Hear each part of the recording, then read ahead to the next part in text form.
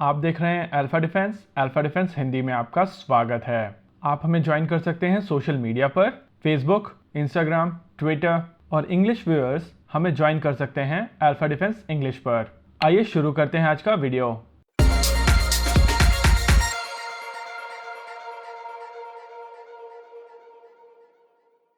आज के इस वीडियो में हम लोग बात करेंगे ब्लैक हॉर्नेट के बारे में। ब्लैक हॉर्नेट एक नैनो ड्रोन है और ये ड्रोन काफी अच्छे से कोवर्ट सर्वेलेंस करने में सक्षम है। इस नैनो ड्रोन के मॉडल का नाम है PD-100 और आमतौर पर इस नैनो ड्रोन को ब्लैक हॉर्नेट नैनो कहा जाता है। इसकी छोटी साइज की वजह से ये ड्रोन बड़ी ही आसानी से कोवर्ट रिकॉनेसेंस कर सकता है और दुश्मन खेमे में काफी अंदर तक जाकर बिना नजर में आए ये दुश्मन खेमे की पूरी तस्वीर हाई डेफिनेशन के साथ बेस तक भेजते रहता है। अगर इस माइक्रो यूएवी की साइज के बारे में बात की जाए तो समझ में आता है कि ये काफी ज्यादा छोटा है और इसीलिए ये रिकॉनेसेंस रोल के लिए बहुत ही बेहतरीन प्लेटफॉर्म है। इस माइक्रो यूएवी की लेंथ है 10 सेंटीमीटर और इसकी चौड़ाई है 2.5 सेंटीमीटर। इस माइक्रो यूएवी में बैटरीज का प्रयोग होता है और बैटरीज के साथ इस माइक्रो यूएवी का वजन है केवल 16 ग्राम। इतना हल्का होने के कारण ये हवा में बड़ी ही आसानी से उड़ सकता है और क्योंकि इसका वजन काफी ज्यादा कम है तो इसकी बैटरी रिक्वायरमेंट भी काफी ज्यादा कम होती है। इस ड्रोन में यूज की जाने वाली मोटर एक खास तरीके की मोटर होती है। इस मोटर का वजन काफी ज्यादा कम होता है और इसकी पावर रिक्वायरमेंट भी काफी ज्यादा कम होती है, जिसके कारण ओवरऑल ड्रोन का वजन काफी ज्यादा कम रहता है। और क्योंकि इसमें यूज की जाने वाली मोटर ब्रशलेस होती है, ये ज्यादा आवाज भी नहीं करता है। बिना आवाज के साइलेंट ऑपरेशन करने के कारण ये ड्रोन कोवर्ट मिशंस के लिए बहुत ही बेहतरीन ड्रोन है और इसीलिए सभी नेटो कंट्रीज इस ड्रोन का प्रयोग करती हैं और नेटो के बाहर केवल भारत है जिसके पास ये ड्रोन है। इस नैनो ड्रोन में 3 कैमरास होते हैं। पहला कैमरा बिल्कुल सामने देखता है, वहीं दूसरा कैमरा बिल्कुल नीचे देखता है और तीसरा कैमरा 45 डिग्री के एंगल के साथ नीचे की तरफ देखता है।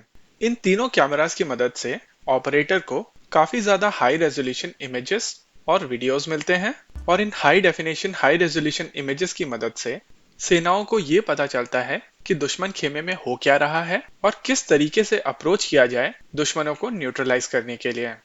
इस ड्रोन में नीचे की तरफ एक एंटेना लटका हुआ होता है और इस एंटेना के मदद से ड्रोन को कंट्रोल किया जा सकता है और साथ ही ये ड्रोन हाई डेफिनेशन इमेजेस और वीडियोस इसी एंटेना की मदद से ऑपरेटर तक वापस भेजते हैं। ब्लैक हॉर्नेट के पैकेज में 2 ड्रोन्स होते हैं और इसी में इनका चार्जिंग पॉइंट भी। एक ड्रोन को चार्ज होने में तकरीबन 25 मिनट लगते हैं, वहीं दूसरी ओर इस ड्रोन का एंड्योरेंस भी 25 मिनट का ही है। यानी कि जब तक 2 में से एक ड्रोन अपना सर्वेलेंस करके वापस लौटता है तब तक दूसरा ड्रोन तैयार हो जाता है लॉन्च के लिए। ये ड्रोन 18 किलोमीटर प्रति घंटे की स्पीड से उड़ सकता है और इस ड्रोन की ऑपरेटिंग रेंज है 1.6 किलोमीटर्स।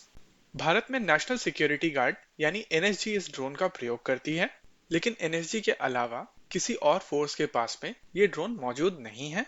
इस माइक्रो यूएवी का डिजाइन बहुत ही ज्यादा रोबस्ट है और ये किसी भी तरीके की वेदर कंडीशन में बड़ी ही आसानी से ऑपरेट कर सकता है। ये दिन में और रात में उतनी ही क्लैरिटी के साथ में इमेजेस भी अपने ऑपरेटर तक भेज सकता है और इस ड्रोन की परफॉर्मेंस में कोई कमी नहीं आती अगर एनवायरनमेंट हॉस्टाइल हो, चाहे वेदर हॉस्टाइल हो या एक्सप्लोजिव्स के यूज के कारण दूसरे तरीके के इंटरफेरेंस हो। ये सारी क्वालिटी इस ड्रोन को एंटी टेरर ऑपरेशन के लिए बहुत ही बेहतरीन प्लेटफॉर्म बनाती है।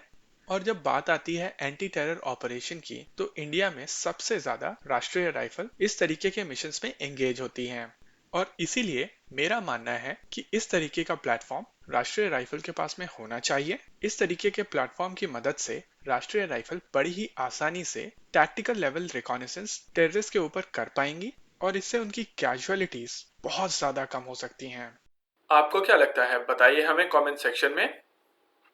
आगे आप कौन सा वीडियो देखना चाहते हैं बताइए हमें कमेंट सेक्शन में।